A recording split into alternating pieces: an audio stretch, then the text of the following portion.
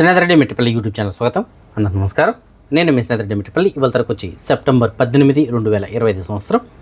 ఇవాళ ముఖ్యాంశాలకు వెళ్ళే ముందు మన భారతదేశ ప్రభుత్వం ఇన్సూరెన్స్కు ఉన్నటువంటి ప్రాముఖ్యతను గుర్తించి హెల్త్ ఇన్సూరెన్స్ మరియు లైఫ్ ఇన్సూరెన్స్ వీటికి సంబంధించినటువంటి జిఎస్టీని పూర్తిగా తొలగించింది కదా, జీరో జిఎస్టీ.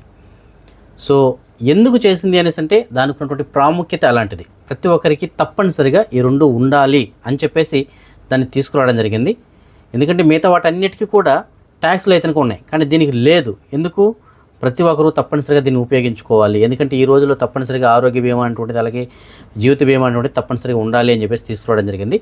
దాని దృష్ట్యా మనం కూడా ప్రస్తుతానికి జిఎస్టీ లేకుండానే మనం ప్లాన్స్ అయితే ఇవ్వడం జరుగుతూ ఉంది. అందులోనూ ప్రస్తుతానికి సెక్యూర్ చైల్డ్ ప్లాన్ ఏదైతే ఉందో, అంటే పర్సనల్ యాక్సిడెంట్ పాలసీ ఉంది కదా, దానికైతే ఇంకా లేదు అని చెప్పేసి అన్నారు. కానీ ఇప్పుడు మనం దానికి కూడా ఇంప్లిమెంట్ చేయడం జరిగింది. సో ₹1,00,000కి 50 లక్షలకు 30,000 చేసుకోవచ్చు అని చెప్పేసి మనం గతంలో చెప్పాం కదా. పర్సనల్ యాక్సిడెంటల్ పాలసీ అంటే మనకి ఏదైనా ప్రమాదవశాత్తు ఏదైనా జరిగితే ఇప్పుడు ₹1,00,000 చేయించుకున్నారనుకోండి, ₹1,00,000 ఫ్యామిలీకి ఇస్తారు. ఒకవేళ ఆ ప్రమాదంలో మనకి ఏదైనా అంగవైకల్యం ఏర్పడినట్లయితే 2 కోట్ల వరకు మనకి బెనిఫిట్ పొందడానికి అవకాశం ఉంటుంది. అలాగే ఇంకా చాలా బెనిఫిట్స్ ఏదైనా అందులో మనం చెప్పడం జరిగింది. ఏదైనా గాయాలైనా లేదంటే ఫ్రాక్చర్స్ అయినా చూపించుకోవడానికి. అలాగే మనకి ఏదైనా ప్రమాదం జరిగినప్పుడు ఇంట్లో పిల్లలు కనుకుంటే వాళ్ళ చదువు కోసం అని చెప్పేసి అడిషనల్గా మరొక 10% అమౌంట్ అయితే ఇస్తారని చెప్పేసి చెప్పుకున్నాం. అలాగే రీకన్స్ట్రక్షన్ అంటే ఏదైనా ఇప్పుడు గాయాలయ్యాయి, ఇప్పుడు ఏదైనా రాడ్లు ఇలాంటివి పెట్టారు, ఒక 6 నెలల సంవత్సరం తర్వాత మళ్ళీ వాటిని తీయాలి. సో దానికి ఎటువంటి ఖర్చును కూడా భరిస్తారని చెప్పేసి మనం చెప్పుకోవడం జరిగింది. అలాగే మనకి దీంట్లో దేనికి వర్తిస్తాయి అంటే ప్రమాదవశాత్తు అంటే ఓన్లీ రోడ్డు ప్రమాదం జరిగి మనిషి చనిపోతేనే కాదు. ఆ ప్రమాదాలు అటువంటిది రోడ్డు ప్రమాదం కావచ్చు, ఫ్లైట్ కావచ్చు, ట్రైన్ కావచ్చు, బస్సు కావచ్చు, కారు కావచ్చు, నడిచి వెళ్తున్నా సరే ఏదైనా ప్రమాదం జరిగితే కనుక ఆ ప్రమాదవశాత్తు కూడా జరిగేటువంటి వాటి అన్నిటికీ కూడా ఇది వర్తిస్తుంది. అలాగే ఫైర్ యాక్సిడెంట్స్ అంటే అగ్ని ప్రమాదాలు జరిగిన వర్తిస్తుంది. అలాగే వరదలు, భూకంపాలు, సునామీలు ఇలాంటి వాటికి వర్తిస్తుంది. అలాగే మనం పనిచేస్తున్నటువంటి వర్క్ ప్లేస్ ఏదైతే ఉంటుందో అక్కడ ఏదైనా జరిగినట్లయితే అంటే మనం డ్యూటీ చేస్తున్న సమయంలో ఏదైనా జరిగిన దానికి వర్తిస్తుంది. అలాగే జంతువులు దాడి చేసినప్పుడు అంటే ఏదైనా పాము గరవడం కానీ, పులులు, సింహాలు, ఏనుగులు దాడి చేయడం కానీ ఇలాంటివి జరిగినా కూడా ఇది వర్తిస్తుంది. సో ఇన్ని రకాల బెనిఫిట్స్ తోటి ఈ ప్లాన్ తీసుకొచ్చాం. సో ఇందులో కూడా ప్రస్తుతానికి మనకు జిఎస్టీ అయితే తగ్గించేస్తున్నామండి.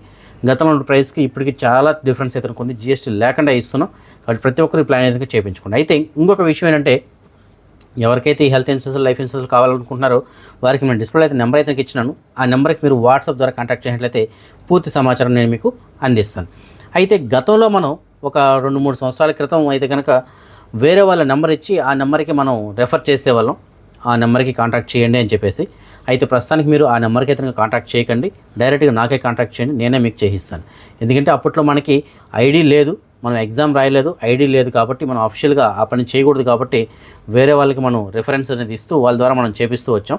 దాని తర్వాత మనమే వెళ్ళి ఎగ్జామ్స్ రాసుకొని మనమే ఆ కోడ్ తెచ్చుకొని ఇప్పుడు మనం గత 1.5 సంవత్సరం దగ్గర 2 సంవత్సరాలు అవుతుంది మనమే చేస్తున్నాం డైరెక్ట్గా. కాబట్టి మీరు నాకే కాంటాక్ట్ చేయండి. ఇప్పుడు కూడా చాలామంది ఏం చేస్తుంటే గతంలో మనం ఇచ్చిన నెంబర్లు ఏవైతే ఉన్నాయో ఆ నెంబర్లు సేవ్ చేసుకుని దానికే కాంటాక్ట్ చేస్తున్నారు. అవసరం లేదండి, డైరెక్ట్గా నాకే కాంటాక్ట్ చేయొచ్చు. నా నెంబర్ డిస్ప్లేలో ఉంది, ఈ నెంబర్ కాంటాక్ట్ చేయండి. పూర్తి సమాచారం ఏదైనా మీకు నేను అందిస్తాను.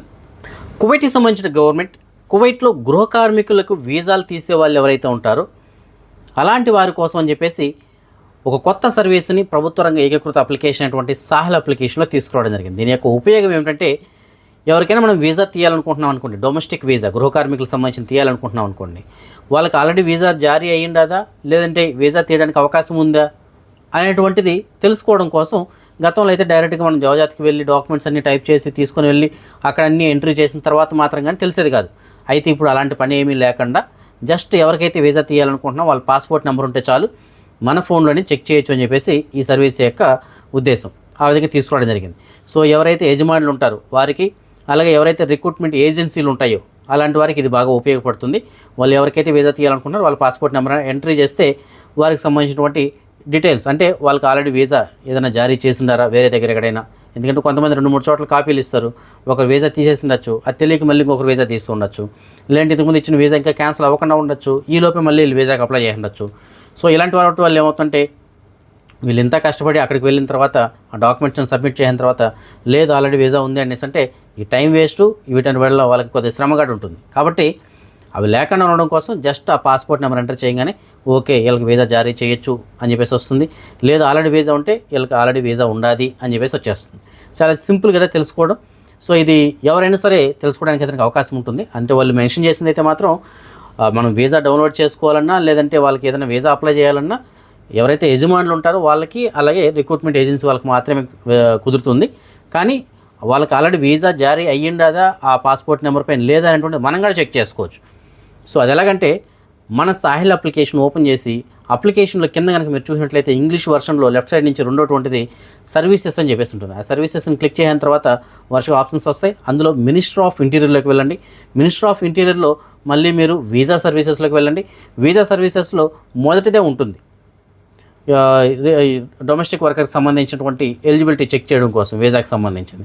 ఆ ఆప్షన్ క్లిక్ చేసి జస్ట్ వాళ్ళకి సంబంధించినటువంటి పాస్పోర్ట్ నెంబరు, అలాగే వాళ్ళు ఏ దేశానికి సంబంధించిన వాళ్ళ నేషనాలిటీ సెలెక్ట్ చేసుకుని ఓకే చేస్తే మీకు ఒక పాపప్ అయితే వస్తుంది. అందులో రెడ్ కలర్లో కనుక వస్తే ఆల్రెడీ వాళ్ళకి వీసా జారీ అయినట్టు, వీసా ఇచ్చిండారు అని చెప్పేసి, గ్రీన్ కలర్లో వస్తే వీసా లేదు, ఇవ్వచ్చు వాళ్ళకి వీసా అని చెప్పేసి అర్థం అనమాట. సో ఆ విధంగా చూపిస్తుంది. కాబట్టి ఎవరైనా ఇకపైన వీసా తీయాలనుకుంటే మనం జవజాత్ వరకు అన్ని డాక్యుమెంట్స్ తీసుకొని వెళ్ళి అన్ని సబ్మిట్ చేసిన తర్వాత వీళ్ళకి వీసా పుడుతుందా లేదని తెలుసుకోవాల్సిన అవసరం లేకుండా ముందుగానే మనం ఈ విధంగా చెక్ చేసుకోవడానికి అతనికి అవకాశం ఉంటుంది. ఈ సర్వీస్ని సాహిల్ అప్లికేషన్లో తీసుకొచ్చారు. కువైట్కి సంబంధించినటువంటి అగ్నిమాపక శాఖ వాళ్ళు కువైట్లోని అబూ ఫతైరా ప్రాంతంలో తనిఖీలు నిర్వహించడం జరిగింది.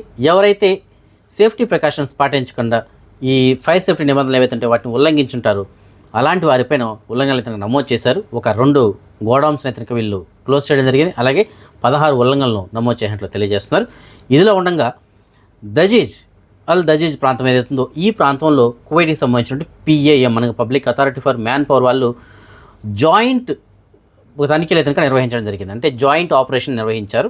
సో జాయింట్ ఆపరేషన్ అంటే ఈ public authority for man power వాళ్ళు మరికొన్ని ప్రభుత్వ రంగ సంస్థల సహకారంతో తనిఖీలు నిర్వహించారు. ఉదాహరణకు మనం చూసుకున్నట్లయితే minister of commerce and industries వాళ్ళు, మినిస్టర్ ఆఫ్ ఇంటీరియర్ వాళ్ళు, అలాగే కువైట్కి సంబంధించిన ఫైర్ డిపార్ట్మెంట్ వాళ్ళు కావచ్చు, అలాగే లేబర్ ఇన్స్పెక్షన్ సంబంధించిన వాళ్ళు కావచ్చు, ఇలాగ అందరి యొక్క సహకారంతో తనిఖీలు అయితే నిర్వహించారు. ఈ తనిఖీల్లో సుమారుగా ఒక 23 ఉల్లంఘనలు అయితే నమోదు చేయడం జరిగింది. ఇదిలో ఉండగా కువైట్లోని ముబారక్ అల్ కబీర్ గవర్నరేట్లో పారిశుద్ధ్య తనిఖీలు నిర్వహించడం జరిగింది. కువైట్కి సంబంధించినటువంటి మున్సిపాలిటీ అధికారులు ఇందులో పలు ఉల్లంఘనలు నమోదు చేశారు. ముఖ్యంగా నివాస, గ్యారేజ్, అలాగే షాపులు ఏవైతే ఉంటాయో ఇలాంటి చోట తనిఖీలు అయితే నిర్వహించడం జరిగింది. అలాగే బహిరంగ ప్రదేశాల్లో ఎవరైతే వాహనాలను వదిలివేసి ఉంటారో అలాంటి వాటిని లక్ష్యంగా చేసుకుని వీళ్ళు తనిఖీలు నిర్వహించారు. ఎందుకంటే వాటి వలన ఈ పారిశుద్ధ్యమైనటువంటి అంటే శుభ్రత అనేటువంటిది లోపిస్తూ ఉంది. సో ఆ వాహనాలను ఎక్కడ పడితే అక్కడ వదిలేయడం వల్ల చూడడానికి బాగుండట్లేదు.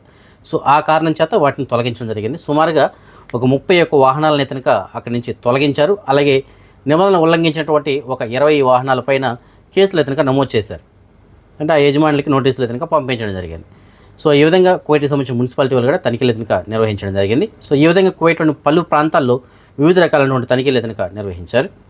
కువైట్లో ప్రస్తుతానికి ఒక వార్త ఇతనిక ప్రచారంలో ఉంది. అదేమిటంటే గృహ కార్మికుల యొక్క జీతాలు పెంచుతున్నారు అనేటువంటి వార్త బాగా ప్రచారంలోకి వచ్చింది. జనరల్గా మీకు అందరికీ తెలిసింది కదా, ఒక చిన్న వార్త తెలిస్తే దాన్ని మన వాళ్ళు లాగి చాంతాడంత చేస్తారు. ఈ టిక్టాక్లు, ఈ ఫేస్బుక్లు ఇలాంటి వాటిల్లో చిన్న విషయం తెలిసినా సరే దాన్ని పెద్దదిగా చేస్తున్నారు. సో అది నిజం అబద్ధం అని తెలుసుకోకుండా ఒకరి తర్వాత ఒకరు వీడియోలు పెట్టడం ఇలాంటి ఏదైనా చేస్తున్నారు. సో అదేవిధంగా ఈ వార్త కూడా ప్రస్తుతానికి ప్రచారంలోకి వచ్చింది. దీనిపైన కువైట్కి సంబంధించిన PAM కూడా స్పందించింది. సో PAM వాళ్ళు ఈ వార్తను ఖండించారు. అలాంటిది ఏమీ లేదు. అధికారికంగా మేము ఇలాంటిది ఏదైనా ఉంటే కనుక ఒక నిర్ణయం తీసుకున్నప్పుడు దాన్ని ప్రకటిస్తాము. అధికారికంగా దీనిపైన ఎలాంటి నిర్ణయం ఇప్పటివరకు తీసుకోలేదని చెప్పేసి తెలియజేస్తున్నారు. ఏదైనా సరే మీరు వార్తని అఫిషియల్ వెబ్సైట్స్ కానీ ఛానల్స్ ఏవైతే ఉంటాయో వాటి ద్వారా మాత్రమే మీరు పొందండి. గవర్నమెంట్కి సంబంధించిన అఫిషియల్ ఛానల్స్ ఏవైతే ఉంటే వాటి ద్వారా మాత్రమే పొందండి. సో ఫేక్ న్యూస్ని అయితే మీరు నమ్మద్దని అని చెప్పేసి తెలియజేస్తున్నారు. సో గృహ కార్మికుల జీతాలు పెంచుతున్నారు అనేటువంటి దానికి సంబంధించిన వార్త ఏదైతుందో దానిపైన ప్రస్తుతానికి ఉన్నటువంటి ప్రచారం అనేటువంటిది అసత్యం, అది అబద్ధం అని చెప్పేసి ప్రస్తుతానికి తెలియజేస్తున్నారు. భవిష్యత్తులో ఏదైనా దీనిపై నిర్ణయం తీసుకుంటే తప్పనిసరిగా దీనికి సంబంధించిన సమాచారం మీకు నేను తెలియజేస్తాను. రీసెంట్గా ఖతార్ పైన ఇజ్రాయెల్ దాడి చేసినటువంటి సంగతి మనకు తెలిసిందే కదా. ఈ దాడిని దృష్టిలో పెట్టుకొని గల్ఫ్ రక్షణ మండలి ఏదైతే ఉందో వీళ్ళు అత్యవసర సమావేశాన్ని అతనికి ఏర్పాటు చేయడం జరిగింది. ఈ సమావేశంలో వీళ్ళు కొన్ని నిర్ణయాలుగా తీసుకోవడం జరిగింది. ఉమ్మడి సైనిక సహకారాన్ని పెంపొందించడం, అలాగే యాంటీ బ్యాలిస్టిక్ వ్యవస్థ ఏదైతే ఉందో క్షిపణి వ్యవస్థ దీన్ని బలోపేతం చేయడం కోసం చెప్పేసి ఉమ్మడి వాయు విన్యాసాలు నిర్వహించాలని చెప్పేసి నిర్ణయం తీసుకోవడం జరిగింది. అంటే ఈ గల్ఫ్ దేశాలు ఏవైతే ఉన్నాయో కూడా ఇవన్నీ కూడా ఒకటిగా ఉండాలి. మనందరం కూడా కలిసి ఉంటే వేరే దేశాల నుంచి మనల్ని మనం కాపాడుకోవచ్చు అని చెప్పేసి దీని యొక్క ఉద్దేశం అనమాట. సో ఆ విధంగా ఈ సమావేశంలో కొన్ని కీలకమైన నిర్ణయాలుగా తీసుకున్నట్లు తెలుస్తుంది. కువైట్కి సంబంధించినటువంటి వాతావరణ శాఖ వాళ్ళు తెలియజేసిన సమాచారం మేరకు ఈ వారాంతంలో ఉష్ణోగ్రతలు కొద్దిగా సాధారణంగా ఉంటాయి. అలాగే రేపు వారం నుంచి క్రమంగా ఉష్ణోగ్రతలు తగ్గుతూ వస్తాయని చెప్పేసి తెలియజేస్తున్నారు. అలాగే ఈ నెల 21వ తారీఖున పాక్షిక సూర్యగ్రహణం అయితే ఉండబోతుంది. కాకపోతే దాని యొక్క ప్రభావం కువైట్లో మాత్రం ఉండదు అని చెప్పేసి తెలియజేస్తున్నారు. అలాగే ఇంకొక విషయం ఏమిటంటే ఈ నెల అనగా సెప్టెంబర్ 27వ తారీఖున కువైట్లో పగలు రాత్రి సమానంగా ఉండబోతున్నాయి. అంటే పగలు ఎంత సమయం ఉంటుందో రాత్రి కూడా అంతే సమయం, అంటే పగలు 12 గంటలు రాత్రి 12 గంటలు ఉండబోతుంది. ఎటువంటి తేడా కానీ ఉండదు అని చెప్పేసి తెలియజేస్తున్నారు. ఈ సమాచారాన్ని కోటికి సంబంధించి వాతావరణ శాఖ వాళ్ళు తెలియజేయడం జరిగింది. వేసవికాలం ముగిసి శీతాకాలం ప్రారంభమవుతుండగా కువైట్కి వలస పక్షుల తాకిడి అతనిగా పెరుగుతుందని చెప్పేసి మనందరికీ తెలుసు కదా. అందులో ముఖ్యంగా ఫ్లెమింగోస్ మీకు అందరికీ తెలుసు, చూడడానికి చాలా అందంగా ఉంటాయి. వీటి యొక్క వెడల్పు అయితే కనుక సుమారుగా రెక్కలు విప్పుకున్న తర్వాత 155 సెంటీమీటర్ల వరకు అయితే ఉంటుంది. హైట్ వచ్చి 130 సెంటీమీటర్లు అయితే ఉంటాయి. చాలా అందంగా రోజ్ వైట్ కలర్లోటి చాలా బాగుంటాయి ఇవి. సో ఇవి జనరల్గా సముద్రంలో జరిగేటువంటి ఈ నాచు ఇలాంటివి ఉంటాయి కదా, సో అలాంటి వాటిని తింటూ బతుకుతూ ఉంటాయి ఇవి. సో అలాంటి ఫ్లెమింగోస్ తాకిడి కూడా కువైట్కి అయితే చేరుకుంది. అయితే కువైట్కి సంబంధించిన ఒక నేచర్ ఫోటోగ్రాఫరు, అంటే ప్రకృతి ప్రేమికుడు, ఒక ఫోటో తీశాడు. ఆ ఫోటో ఆయన గుర్తించింది ఏంటంటే ఒక ఫ్లెమింగోకి కాలుకి వేసినటువంటి రింగ్ను గుర్తించాడు. ఆ రింగు 2021లో ఫ్రాన్స్లో వేయడం జరిగింది. అంటే 4 సంవత్సరాల తర్వాత అది కువైట్కి అయితే చేరుకునింది. సో ఆ విషయాన్ని ఆయన గమనించాడు. ఆ రింగ్ యొక్క డేటా ప్రకారం ఆయన దాన్ని గుర్తించడం జరిగింది. సో ప్రస్తుతానికి ఏంటంటే కువైట్ ఉన్నటువంటి జహరా నేచర్ రిజర్వ్ ఏదైతే ఉందో అక్కడ, అలాగే సులేబికాత్ కావచ్చు, అలాగే షువేక్ సముద్ర తీరం ఏదైతే ఉందో ఈ ప్రాంతాల్లో ఈ ఫ్లెమింగోస్ యొక్క తాకిడి బాగా ఉంది. ఎవరైనా ప్రకృతి ప్రేమికులు ఉంటే మీరు ఒకసారి సముద్రం వైపు కనుక వెళ్ళినట్లయితే వీటిని మీరు చూడడానికి అయితే అవకాశం ఉంటుంది. ఫ్రెండ్స్, కువైట్లోని మాలియాలో ఉన్న సూకుల్ వతియాలో ఉన్నటువంటి షాప్ నెంబర్ 121లో ఉన్న ఎఫ్కే జ్యువెలర్స్ వాళ్ళు ఈ మధ్య కాలంలో ఒక ఆఫర్ గడ్ తీసుకొచ్చారని చెప్పేసి మనం చెప్పుకున్నాం కదా. మన సబ్స్క్రైబర్స్ ఎవరైనా సరే ఆ షాప్ని విజిట్ చేసి 20 గ్రాములు లేదా అంతకన్నా ఎక్కువ ఏదైనా వస్తువులను కొన్నట్లయితే వాళ్ళకి ఒక నైఫ్ కూపన్ అయితే ఇస్తున్నారని చెప్పేసి మనం చెప్పుకోవడం జరిగింది. అలాగే కొంతమంది సబ్స్క్రైబర్లు అక్కడికి వెళ్ళిన తర్వాత హ్యాపీ కస్టమర్స్ మనకు కొన్ని వీడియోలు కూడా పెట్టడం జరిగింది. అంటే అక్కడికి వెళ్ళిన తర్వాత వాళ్ళు సాటిస్ఫై అయిన తర్వాత కొన్ని వీడియోలు కూడా పెట్టారు.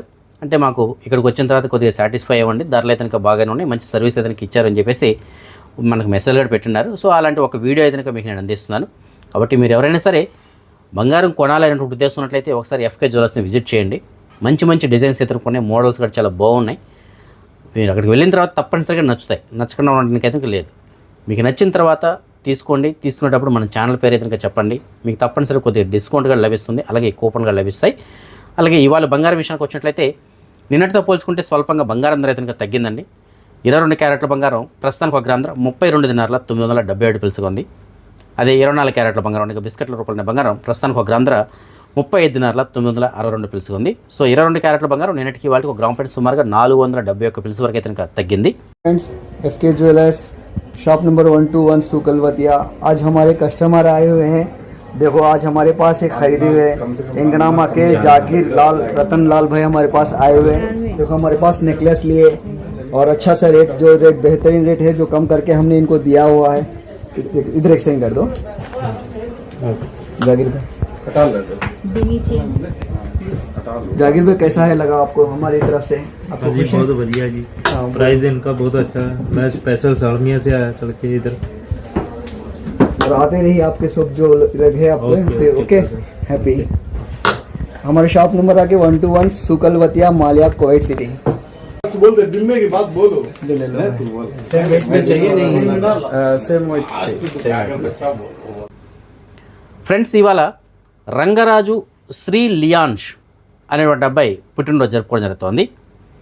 ఇంకా ఎవరైనా మన సబ్స్క్రైబర్స్ యొక్క పిల్లలు ఇవాళ పుట్టినరోజు జరుపుకుంటుంటే వారికి కూడా నా తరపున, అలాగే మన ఛానల్ సబ్స్క్రైబర్స్ అందరి తరపున పుట్టినరోజు శుభాకాంక్షలు.